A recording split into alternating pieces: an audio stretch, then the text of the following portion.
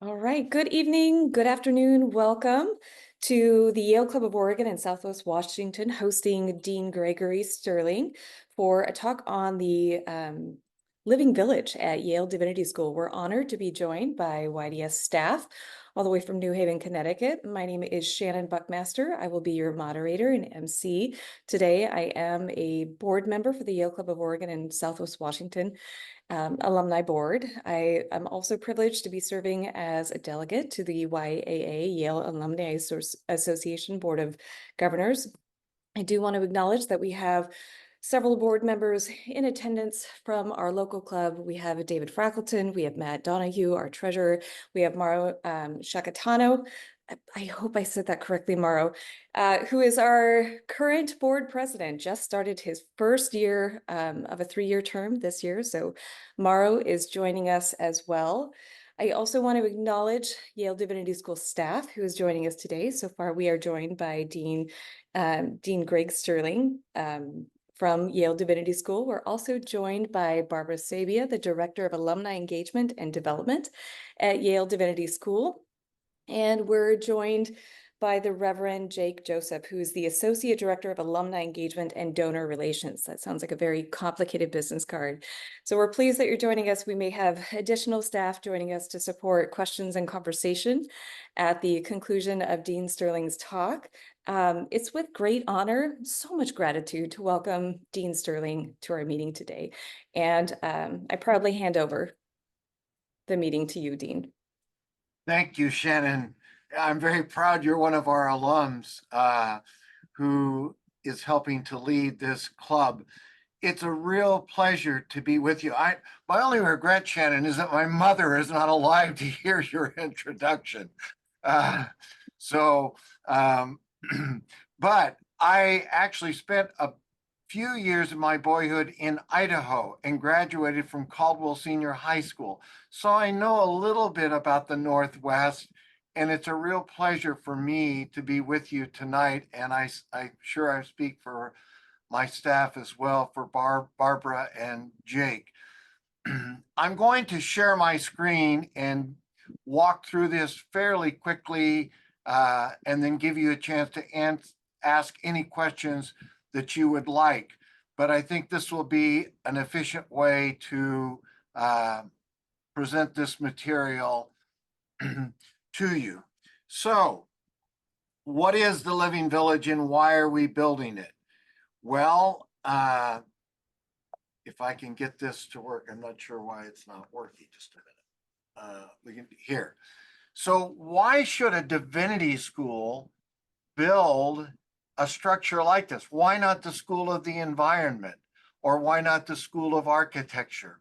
Why should we do it? A lot of people ask that question. And so I'd like to just give you a brief answer. I don't know how sensitive you are to the role of religion in society, but since we just celebrated Martin Luther King Jr.'s birthday, I think I could point to the events of the 50s and 60s when religion played a major role in American society in the civil rights movement and helped to transform some of the laws of our society to be more equitable and more welcoming to people from races other than the white race. It also played a major role, for example, in the year 2000, when there was a huge debate over whether or not to forgive developing countries of their debts.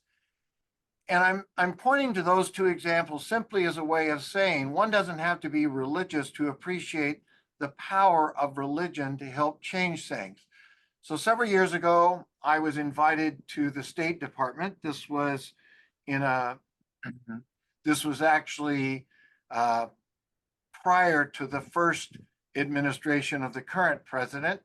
And the Secretary of State, John Kerry, appointed a friend of mine, Sean Casey, to develop what he called the Department of Religion and Global Affairs. And so Sean would invite me down when he thought there was something that I might be able to contribute to. and I went down on a semi-regular basis. And on one occasion, he invited me to attend a summit they were having at the State Department on climate change and the need to take action in the US Congress. So for 2 hours, I sat and listened to people bemoan the fact that they couldn't get anything through the House that was of any meaning or would have any real serious impact on our global crisis. So I finally raised my hand and I said, there are about 400,000 houses of worship in this country right now. I'm including churches, synagogues, and mosques. What if we could persuade people in those houses of worship that the climate crisis was not only a technical crisis, but it was an ethical or a moral crisis? Maybe they would vote on the basis of their own morality, and we could work from the bottom up. And so what this is an attempt for us at the Divinity School in our small way to work from the bottom up and to try to make a difference and to set a standard. So the village embodies the ethos of this school with its emphasis on social justice. When I first met with the design architects, Haller and Yoon, I said to them, we have a campus which is quite beautiful, but it was modeled on Mr. Jefferson's campus, the University of Virginia. And that's a campus that looks to the past and to a past that did not welcome everyone. The living village must complement LE, the current quad, but it must look to the future and make a statement of inclusivity. It must welcome everyone. Haller and Yoon are the same architects who designed the Memorial for Enslaved Persons at the University of Virginia. They're the ones who designed the Living Village, and I'm going to show you how it makes that kind of a statement in its architectural expressions. It also is a way of helping us to build community, and we're using it as a way to provide subsidized housing for our students. So it's going to function in a number of ways. But why the Divinity School? Well, let me give you some examples of how I think people of faith have played a critical role. Everybody recognizes this individual. I had a chance to actually get to know him a little bit while he was alive. But I was in San Diego in the year 2015, I think it was. I may be off by a year or two, when the American Academy of Religion and the Society of Biblical Literature met there. So there are 8 to 12,000 people who come to this conference. And President Carter was a guest and was interviewed by 2 faculty. One of the faculty members asked him this question. They said, President Carter, you've always been proud of your record on the environment, but don't you find that to be in tension with the faith that you have as a Christian? Don't you think that texts from your own sacred tradition that tells human beings that they can have dominion over all the earth, have legitimated Christians and others who believe these things to treat our globe with complete abandon for concern of anyone other than a human being? And President Carter answered in this way. He said, you know, I've gone to the same church all my life in Plains, Georgia. And when I was growing up, every year, the minister, no matter what their background, always preached a sermon on Genesis 1:26 through 28, the text to which you alluded. And every one of them said the same thing. They said, this text charges you to be stewards of the world. You are responsible for the way that you treat this land. Your lives, your children's lives, and your grandchildren's lives depend on how you treat the land that you now farm and live on. and you will have to answer to God for the way that you treat it. So he said, I've always lived with that conviction. And I have to say, there are about 4,000 people in the auditorium, and the place got pretty quiet when he said that. It was quite interesting. Maybe you know some of the older traditions as well. I'll be more explicitly theological. The famous Francis of Assisi. And there's a story that St. Francis, and I have no idea whether this story is true. To be perfectly candid, I'm a bit skeptical that it historically happened. But there are a lot of things that didn't happen historically that are still true. We, uh, we watch films and read novels that we think tell us something true, even if they're not giving us sober history. So the tradition is that St. Francis was on this trip and he saw a tree filled with birds. And so he went over and started preaching to these birds. And his companions thought, has he lost some of his mind? What's he doing? And St. Francis said to them, I'm preaching to my brothers and sisters, our fellow creatures. And the point is that he recognized that humanity is a part of creation and shares this creation with everyone else. And so a successor to Francis wrote a very popular book, Praise Be to You, Laudato Si, if you want the Latin, Italian. But that's probably the most influential book written by a religious figure on the environment. And Francis doesn't argue scientifically in the book, he argues religiously. I think he was prudent to do that.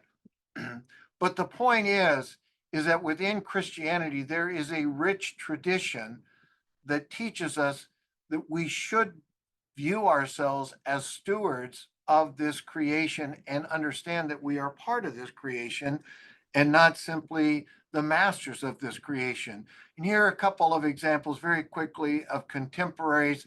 Mary Evelyn Tucker, who's just retired a couple years ago as faculty at the School of the Environment and the Divinity School, who's led a global effort in sustainability. I actually ran into her in China, in Beijing in December. I had no idea she was going. I was a guest of the Chinese government at a conference, and she was there because of her work with the environment.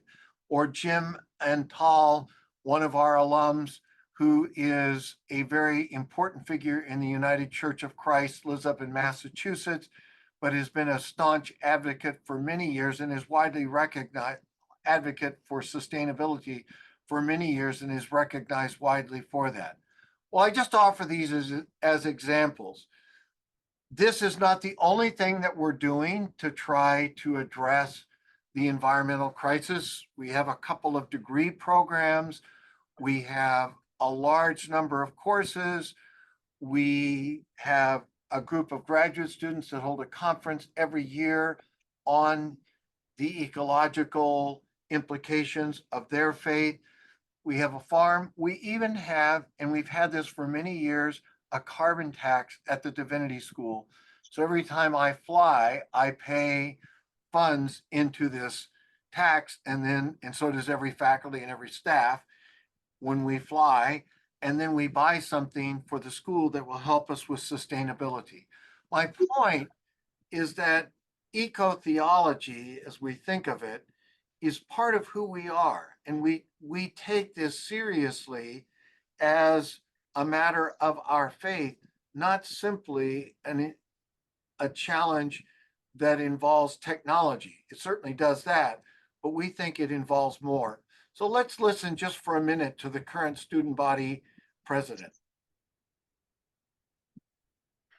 I think the most pressing issue for so many of us as young people is the climate crisis. I'm Mary Elizabeth. I'm a second year comprehensive MAR. We've all learned about the severity of climate change and global warming, but also worsening storms. These recovery efforts are complicated by the fact that cleanup had just started from Hurricane Helene. My family are in Georgia and North Carolina, and they saw Hurricane Helene wreck their neighborhoods, wreck their towns, and wreck their houses. As we continue to see paramount natural disasters, we need to be talking more and better about caring for the earth and stewarding the earth here. What was most exciting for me when I first thought about the Living Village was the commitment that YDS has to kind of building sustainability intentionally. That could make the Living Village like a real beacon of hope with not only climate change, but environmental racism or with discriminatory practices in their own communities.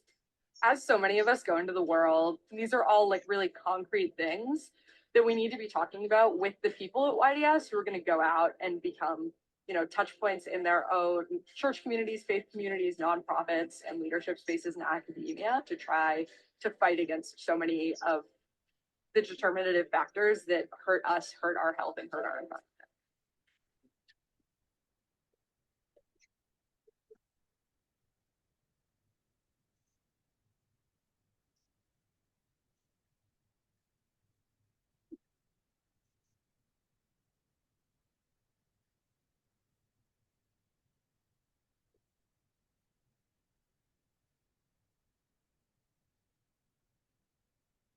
So, this project is an important project. And now I need to tell you what is a living building. So you heard why we're doing it, at least very shortly. But what are we talking about? Now, some of you, since you're in the Northwest, I might just point out that Jason McLennan, who developed the idea of a living building, lives up in the Seattle area, and the headquarters for the International Living Futures Institute is based in Seattle in the Bullitt Center there in Seattle. So it's not far from where you're at. But let's look at this, and I'm going to tap a professor from architecture to help us with this. A living building is really a building that is a positive contributor to its broader ecology throughout every stage of its life. So conventional buildings are responsible for about 37% of global greenhouse gas emissions. And given the fact that we spend about 90% of our time in them, they tend to off-gas a ton of harmful chemicals into our indoor air and also contribute to a growing pollution and waste problem. A living building takes responsibility and account for everything that comes into its DNA and all of the effluents that flow out into its environment. It's really exciting to have the Living Village here on campus at Yale because it opens up an opportunity for us to get to understand and learn about our local climate, our flora, our fauna, and in doing so, engage and prototype new ways of living together.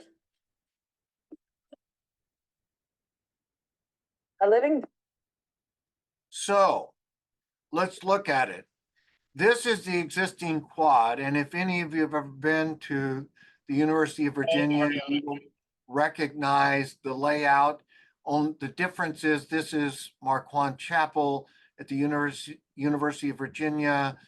The library originally stood in the center of that campus, but it had pavilions lining each side, just like this does. This was built in 1932 and was deliberately modeled on the University of Virginia. Or maybe I say deliberately, I should say consciously modeled. This has been our main parking lot. And this is where we're going to build, or where we are building one of the Living Village.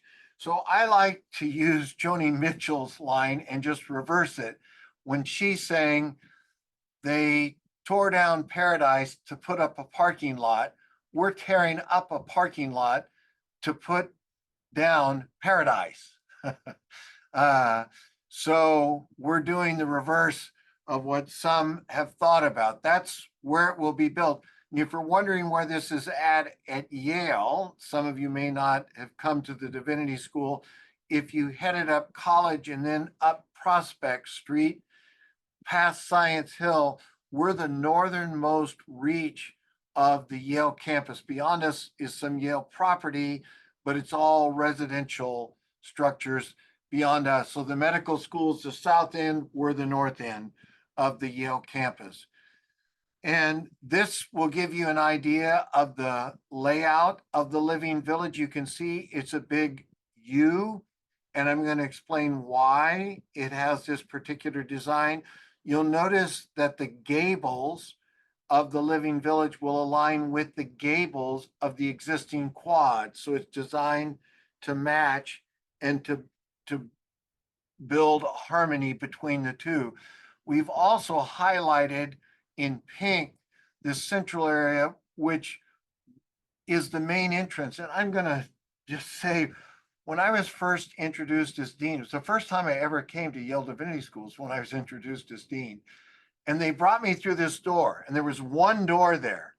And it felt like a side door, like I was going in somebody's side door of their house. And I said, why are you bringing me through the side door? Is there something secretive about this? And they said, no, this is the main door. And so they said, well, we have to change this. Well, we have changed that. There are now 3 large doors there, and it's glass, and we've made that a very commodious space that welcomes people in. But back to the living village proper. So the symbol of a living building is a flower. Jason McLennan chose this, and he chose it because a flower exists in one place. It has to take all of its nutrients, all of its sustenance in that one locale. And when it dies, it has to give something back to the soil out of which it sprang. So a living building must be completely self-sustaining. It must exist off the grid on its own, and it has to contribute something positive back to the area where it stands. So this chart, I think, is one of the most helpful to illustrate that. If you think of how buildings are built today, this would represent code, and you can see the negative environmental impact. It's just a way of saying the structure is safe. It's not going to come down around your ears. I assume that almost all of you know what LEED standards are. Yale uses LEED Gold as the basic standard for a building constructed at Yale. We have one LEED Platinum. That's the School of the Environment's building. This is an attempt to move well beyond that. So when Jason first developed the idea, he was working for a large architectural firm that was connected with LEED, and he was unhappy with LEED. And he said, this doesn't go far enough because it still has a negative impact on the environment. We need to design things that move the environment ahead, that contribute to the environment in which we live. And that was the basis for the thinking of the living village. So a little more in detail now, we'll go back to Mei Ling. So there are 7 main petals that form the core of the Living Building Challenge. The first has to do with place, understanding the climate and impacts that a building may have on its site. The second has to do with the responsible use of energy on site, as well as water. Then there's the use of materials. And here the focus is to eliminate all of these chemicals and materials that are known to be destructive, either in terms of toxicity, energy, or depletion of resources around the world. And lastly, there's a whole slew of really interesting criteria, including happiness and well-being, equity, and this wonderful category called biophilic design. And that really opens up an aspirational aspect of the Living Building Challenge, which is to connect humans with their broader ecology. So here are the petals. And on the left, you're seeing current structures. This one, I'll just mention one, is the Student Welcoming Center at Hampshire College up in Massachusetts, just to the north of us. But these are the petals, and I'm going to walk you through some of these petals. I'm not going to walk you through all of them, but I'll walk you through some of them to give you an idea of what's involved in these. So you can certify at different levels. So you can think of, sometimes people, when I've told them we're building the living building, say, well, you mean 0 carbon? So, well, yes, but it's a whole lot more than 0 carbon. That's not nearly ambitious enough for what we're trying to accomplish. And so then they'll say, well, 0 energy. I'll say, well, that's very laudable, but it's not adequate for what we're trying to do. You can seek pedal certification. That is, you might leave a pedal off. So for example, there's one living building, it's not yet certified, in Connecticut. It's the corporate headquarters, which is in Norwalk, just up or down the road from us towards New York. And Barbara and I were just recently there and had a tour of that facility, and it's really impressive. But they built it on top of a massive stone ridge, which means there's no way that they could ever qualify for the water pedal. That's impossible. So they're doing pedal certification and they're just skipping the water certification and worrying about the rest. And it's because of where they chose to build. It's still very laudable. We're looking for full certification. So what does that mean? All right. So how do we meet the standards? And when I'm not going to talk a lot about this, but it's not just the building, it's almost 5 acres of land that all have to be renovated. So we have an orchard on the left, the courtyard in the center. We have what's called the Grove over on the far right, and there are gardens in different places. So you have to grow a number of edible foods to help qualify for this. So I'm simply pointing that out to you now. But let me come to some of these pedals. So let's talk about the energy pedal. We have to generate a minimum of 105% of the energy that the building will use. And we've chosen to do that through solar energy. You know, you might say, well, why didn't you use geothermal wells? Well, that's an option for some, but we're up on a high ridge and topographically, that doesn't make as much sense for us as photovoltaics does. So if you look at this building over here on the right, this is the Living Village. You're looking, when you look towards the steeple at Marquand, I don't know if you can see my cursor or not. Can you see my cursor on the screen when I'm moving it? You may not be able to, I don't know. I'm moving up and down on the steeple of Marquand. Well, anyway, you can see the steeple. Looking towards the steeple is looking south. So look at the roof line. The roof has almost an exclusively southern exposure. It has 0 northern exposure. It has a tiny bit of eastern exposure, which is what you see facing this way. And looking across the slide towards the top of the slide is looking to the west and has small western exposure. The entire roof is built out of solar tiles, not solar panels, but solar tiles from Luma. So it's all a solar, it's one big solar roof, the entire thing. Now it also has some other functions, which I'll talk about in a minute. The other thing that we're doing is down here, if you look to the lower left-hand side, you can see a screen that will be built over part of the parking lot. That will use solar panels in that there'll be 4 panels deep there. And between these two will not only generate power for the Living Village, all the power it needs, but we're going to generate about 10% of what we also need on the existing quad. So it will have a surplus, which will help us with other buildings that already exist.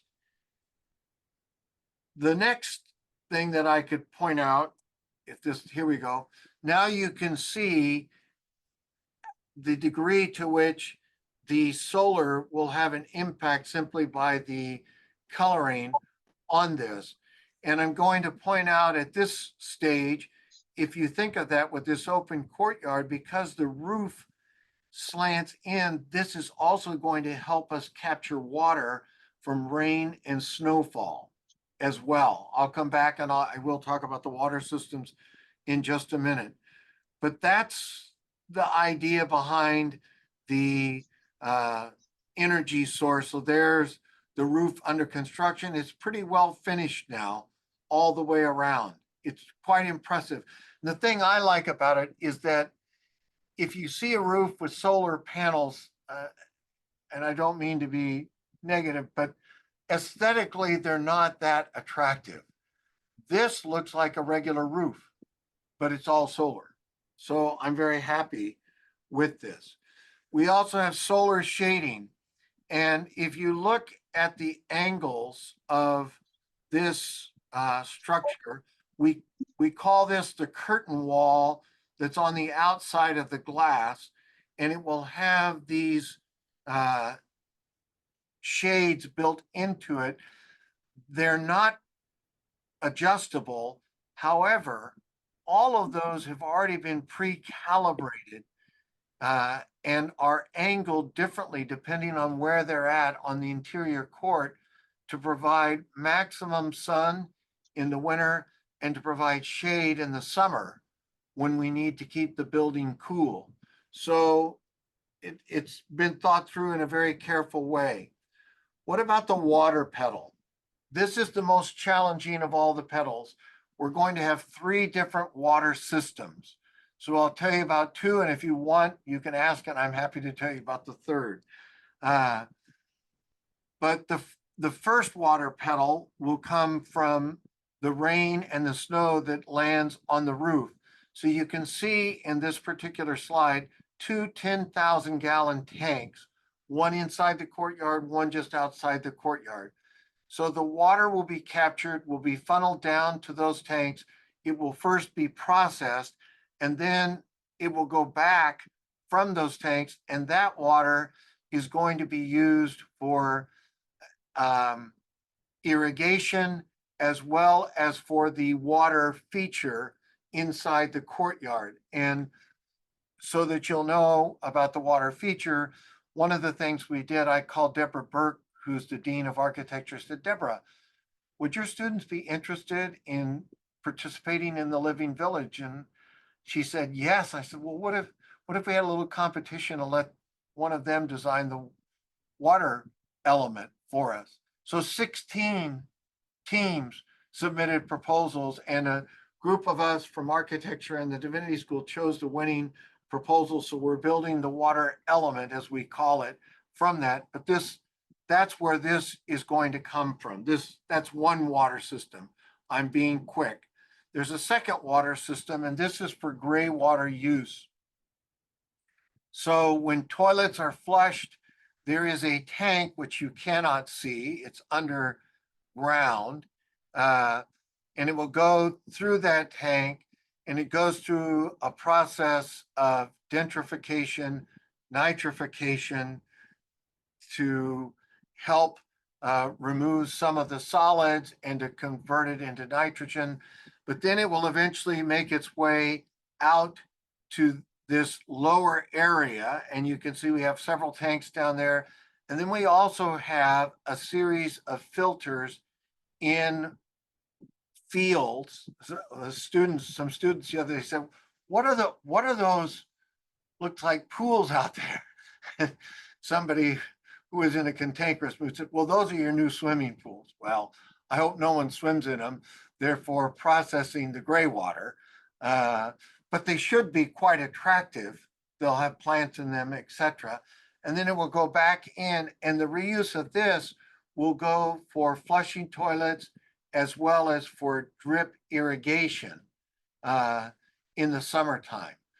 The potable water, maybe I will say a word about the 3rd water system that we're going to have. We were originally going to build a water treatment facility for potable water. And then we learned that just about a mile and a half up the road at the Whitney water treatment facility, they are processing water with almost the same process as ILFI requires for the Living Building Challenge. So we appealed to the ILFI and said, could we buy our water from the local municipality and use that? They said yes, but they attached a couple of conditions. One condition was we had to do what's called hand printing. So we are buying 240 shower heads that give or release 1.5 gallons of water per minute. That's the standard at Yale. And we're donating them to a local homeless center who's building that many units, and they will have brand new shower heads for those units. And they will use far less water than they would have otherwise used. We're also working collaboratively with the Regional Water Authority, with the City of New Haven and the state of Connecticut to work on serving as an advocate for the improvement of water systems in the New Haven area, largely understood. And we have our third water summit tomorrow afternoon. And if you want, I can tell you more about that. So this is already beginning to have an impact on regional water. Here's the constructed wetland. There's, you can see the sand filter, the trickling filters, but that's all part of that gray water system. But it should be quite attractive just to see, and no, it should not have an odor to it, if you're wondering. The materials pedal is also quite important. There's a very long red list of several thousand items that we cannot use in the construction of this building because we know that they pose some type of a threat.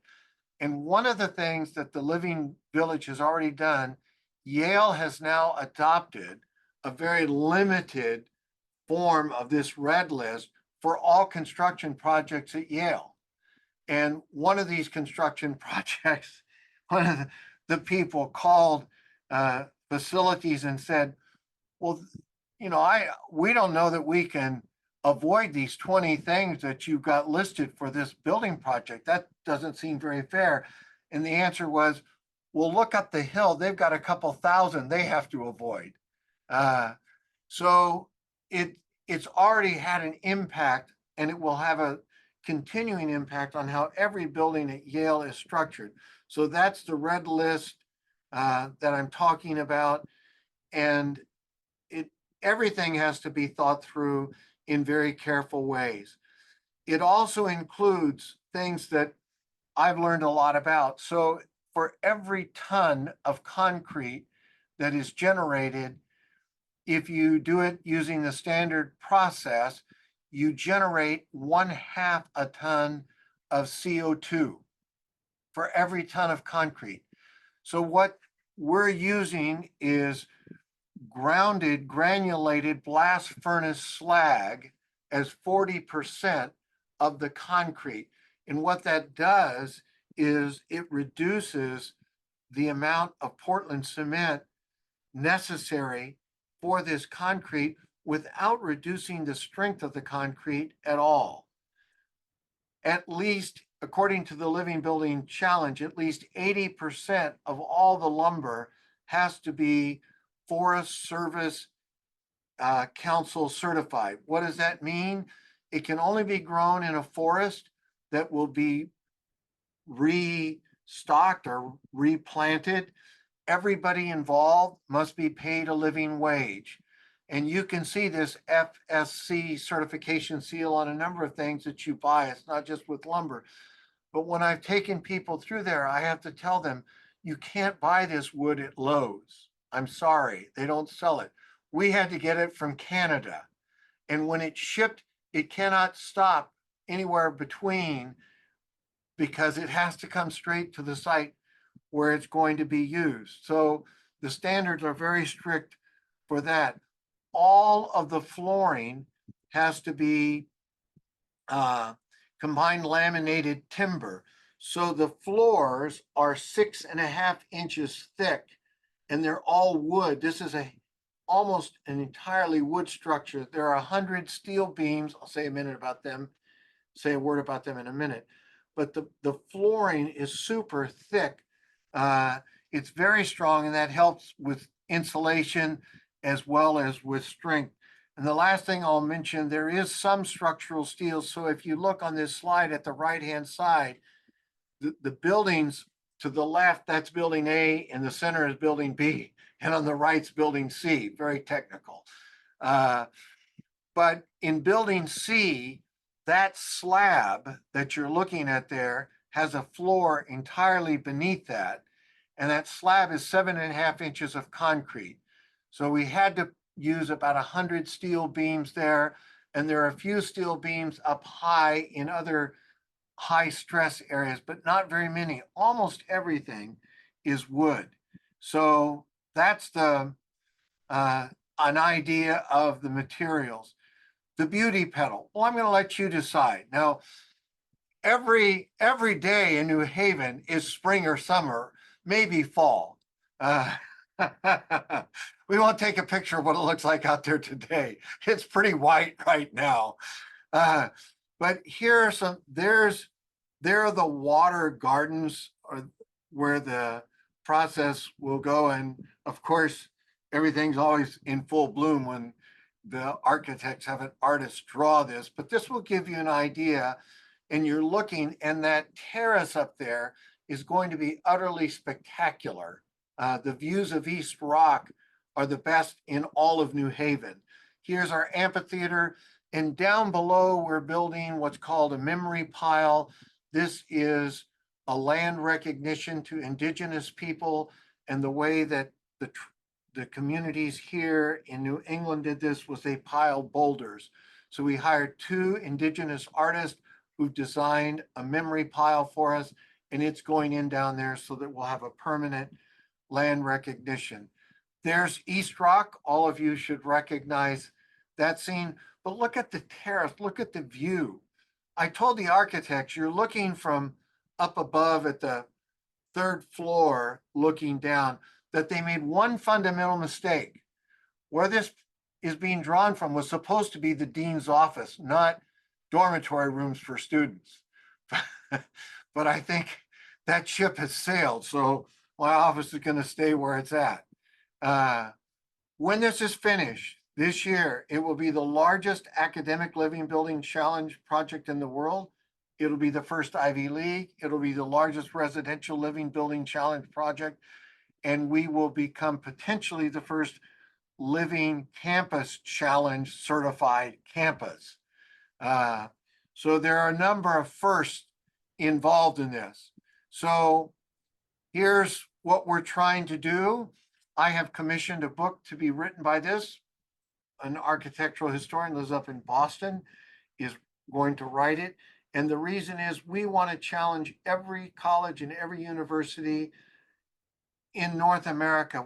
I would like to think throughout the world to think about how they build residential structures. We want this to prove that you can build a far more sustainable structure than what anybody has done to date. So here's the ground healing ceremony. Peter Salovey was the president then, and he's on my left, and standing to my right are George and Carol Bauer, the largest donors to the village, and to their right is Scott Strobel, the provost of the university. And I could tell you who everyone else is, but I think those are the people that you might know. So very quickly, here it is under construction from last year at this time to the present. And when I've shown this to students, I've always said, don't you wish you could work this fast? I do. You see one of the 10,000 gallon tanks there. Now they're putting the roof on, the solar tiles on the roof. Now that's the curtain wall that's going up. The glass will be behind that. There are 2 floors in building A on the right, 3 floors in building B in the center, and 4 floors on building C on the right-hand side. So 2, 3, and 4. Here are some pictures just for you to enjoy. I always love to look at these pictures. There's the interior courtyard, and now you can see the new main entrance, which we can't open until the construction is stopped. We hope we can have some farmers markets out here in our courtyard. This is a community kitchen that will be open to all students at the Divinity School, not just to the residents of the village. This is the terrace with an eating area. There's also an eating area, and that's the community kitchen. You see those doors there. You can walk through there straight into the courtyard, and there'll be a large eating area on the other side. This is what we call the lantern. One of the interesting things about this is the ceiling is the light. The ceiling itself is fabric, and it is a light source, and it's dimmable. So fairly high tech. There's the lantern from the outside. So that's the living village in Excellent. a few Thank you words. so much, Dean Sterling. Lovely presentation. A lot of great visuals, really exceptional information. I want to be courteous of everybody's time. And I know that we have 4 questions in the chat. So if you're available, Dean Sterling, I would love to pass those questions on to you. Okay.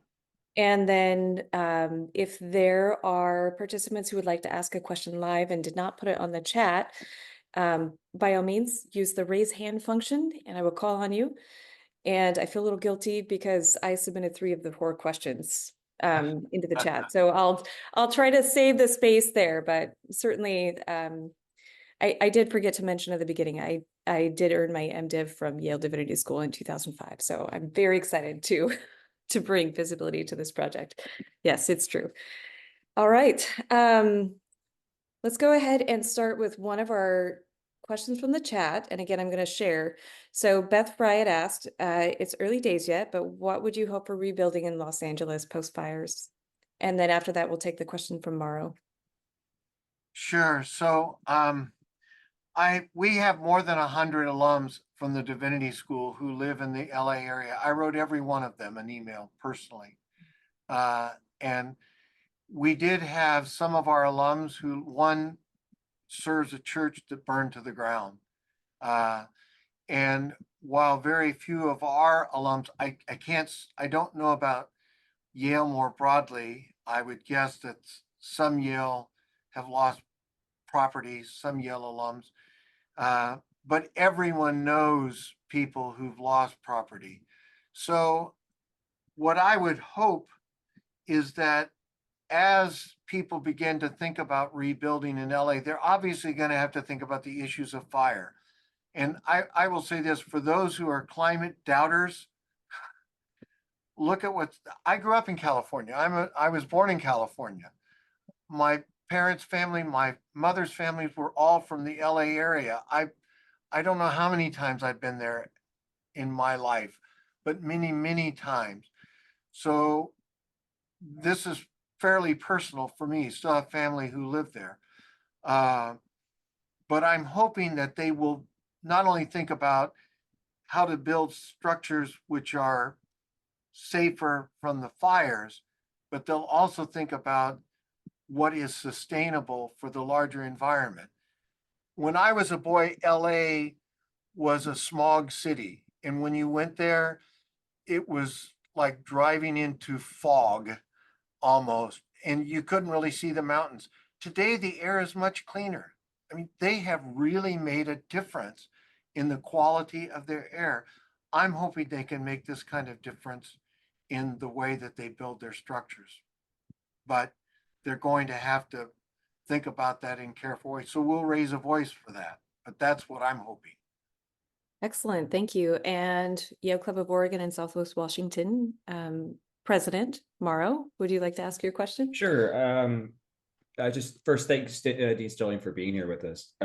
My question was, I think you touched on this earlier, but it was more around we have this kind of stuck with this concept of ROI, right? Return on investment, and a building you're building like this is not going to pay back its environmental deficit on day one, but it's being built next to a building that's nearly 100 years old now on a campus with the oldest building is over 300 years old. So I was wondering if you had some thoughts on thinking longer term beyond sort of human lifespan about touching generations, right? You're going to be touching generations of this building that we'll never even meet. And if you had thoughts about how we can bring that to the forefront of making more permanent buildings and not thinking so disposably about our construction.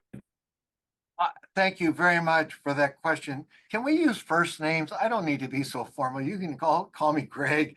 I'm old enough. I call everybody by their first name, so forgive me. But Mauro, thank you very much. So the building is expensive, but let me put it in these terms. I think you point to one thing. It's not built for 10 years. So George Bauer, the lead donor, George and Carol, George has many businesses, but he builds, and he gave me a lot of grief over the cost of this because he thinks about the condos he's building in Naples, Florida, but he's building for 20 years.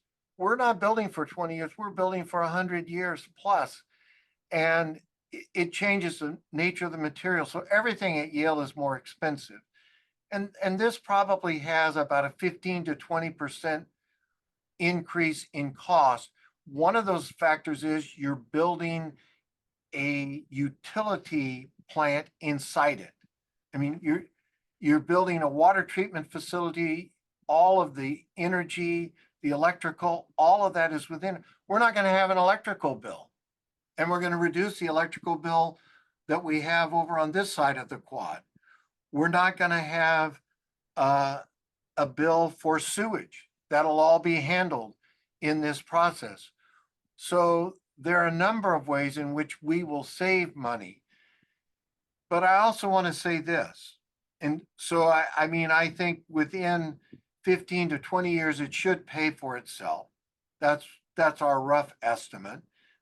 But they've raised the price so many times, it may take a little longer, in all honesty. I remember the first time I walked into a Best Buy and saw a flat screen television. And it was a little small, it wasn't even as large as my computer screen that I'm looking at right now. It was $15,000. And I thought, well, I'm never going to own one of those. And not at those kind of prices. Now you can go to Walmart, you go anywhere and buy a much better one for $300. That's 3 times as large as the one that I saw then. So we are also leading the way. And one of the things we realize that we're having to do is to help create a supply chain for the materials that we're building. And because Yale is now expanding their red list for other projects, that's also going to help create a greater demand for those same kinds of supplies. And the cost will come down. It will never be cheap at Yale for multiple reasons. But I do think that if you think of this in the long run, at least 20 years out, I think it becomes very affordable, in fact, wise. And I think if you think about the impact that it will have on other structures, it's very worthwhile. So Yale's got to be a leader.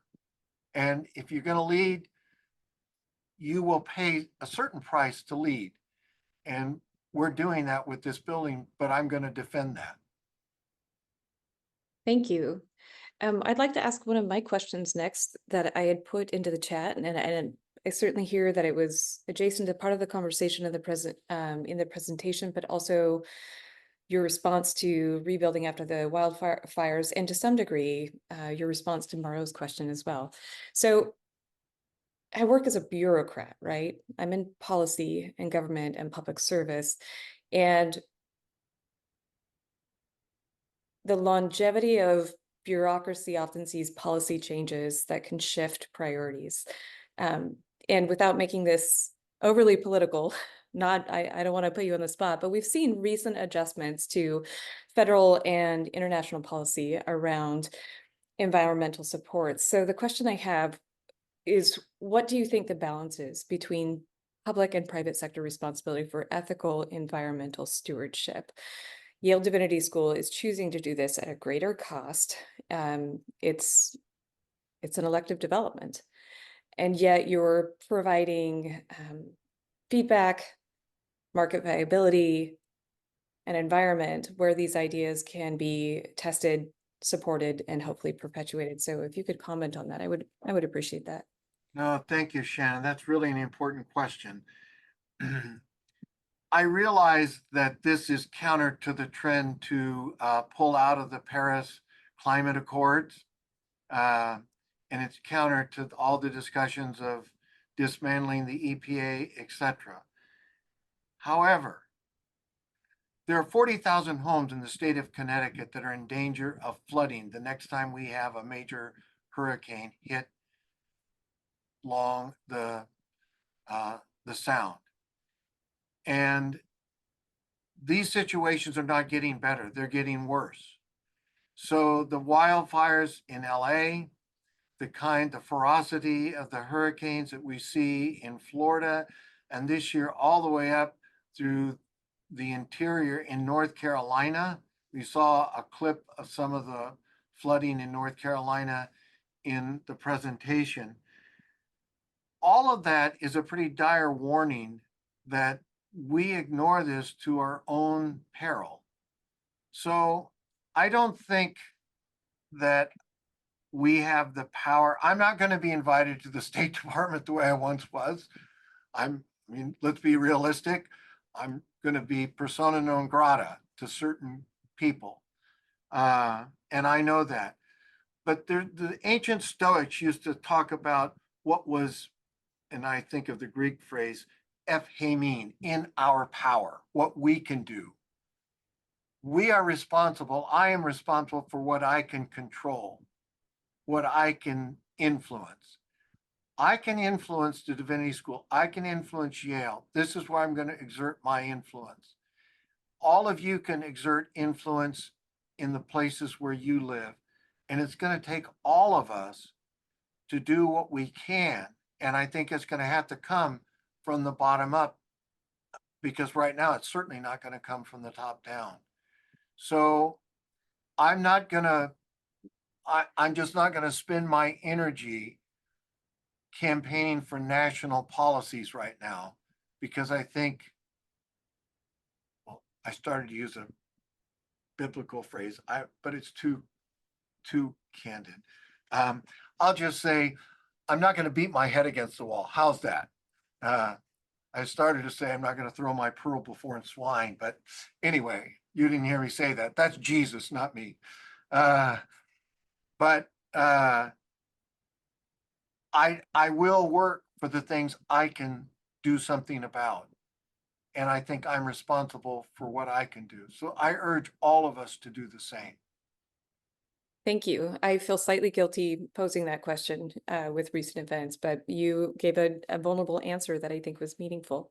We'll have one final question and then we'll wrap up for the evening. And this question is from Linda Bigler. What accommodations will there be for students with disabilities? The entire building is ADA compliant. Everything in it is ADA. There are 3 elevators, 1 in each building. There are ADA, so we have what we call micro units. I like to call them,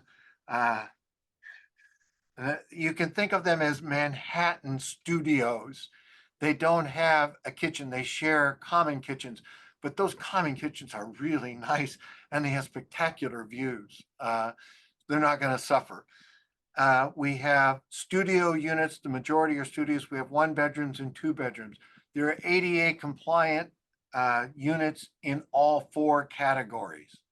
And all the halls are ADA compliant. The common kitchen is ADA compliant. We insisted all of the walkways and on the grounds are ADA compliant. That means you can only drop 1 foot for every, or you get 1 foot for every foot, or 1 inch, excuse me, for every foot. Excuse me, not 1 foot per foot, but 1 inch per foot, and all those paths. So we've tried to think through this as carefully as we can. And the other thing that I've said, I just gave these directives to the group that's thinking about who will live in there, that if we have a student with disabilities, they have first choice because this is ADA compliant. So they will be able to go in before anyone else. All right, well, thank you. We appreciate the little extra time that we had for the evening's presentation. Dean Sterling, really your time, your passion, it's a gift. I do want to thank all of the YDS staff who joined us this evening, including Jake and Barbara. It's lovely to see your faces on a screen. I also want to thank Mauro and David Frackleton and Mauro Shakatano. And I did confirm with Mauro that's correctly how to pronounce his name. So I'm thrilled with that. Mauro and David and I have worked for several weeks with Jake and his team at YDS to organize this event. Again, what a treat, what an honor. And we have been recording this session. I believe that we will be sharing that video with YDS. Hopefully it can be hosted on a website or accessible through that opportunity. But again, thank you. And I'm so impressed as somebody who spent 3 years in the Cantor Street apartments for YDS graduate student housing. I'm a little jealous about the new accommodations, but you know, I'm pleased to see that you're providing a community space, but also making a value statement on behalf of the university and Yale Divinity School. Specifically. So thank you, Shannon, and thank you all. And I'm very grateful to Yale for all the support we've received from everybody from the president down. It is a university effort, and we're very pleased to be part of Yale and able to lead Yale in this particular way. So thank you all. Excellent. Thank you. And thank you to everybody who joined us this evening.